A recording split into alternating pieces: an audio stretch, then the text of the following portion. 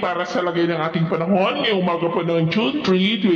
2024 na kung saan sa ngayon ay wala tayong binabantayan anumang sama ng panahon sa loob at labas ng ating area of responsibility. Mayroon pong habagat po sa kanlurang baybay ng ating bansa at may salubungan ng mga hangin na nandyan po sa northern part ng ating bansa. At sa ating long range forecast ay wala pa naman pong bagyo na nakikita na tatawid dito po sa ating bansa hanggang po sa susunod na 2 linggo. At sa lagay ng ating panahon, ngayong madaling araw ay maayos ang panahon sa malaking bahagi ng ating bansa pero may chance pa rin ng mga isolated rains sa ilang bahagi po ng Occidental Mindoro, Palawan, Marinduque, Romblon, Masbate, Catarman, Panay Island, southern part ng Negros, Zamboanga Peninsula at ilang bahagi po ng Sorsogon. At mamaya po ay sisikat ang araw sa malaking bahagi ng ating bansa pero may chance pa rin ng maulap na kalangitan with isolated rain sa may northern Palawan, Capiz, Cadiz, southern Samar, Sulu Archipelago at Davao del Sur.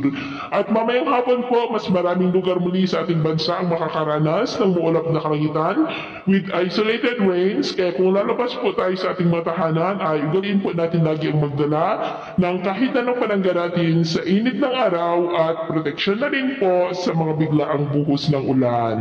Sa atin naman pong mga baybayin, wala naman po tayong nakataas na namang gale warning signals, pero iba yung pag-iingat lamang po kung papalaot tayo para po mas makaiwas sa mga sakuna.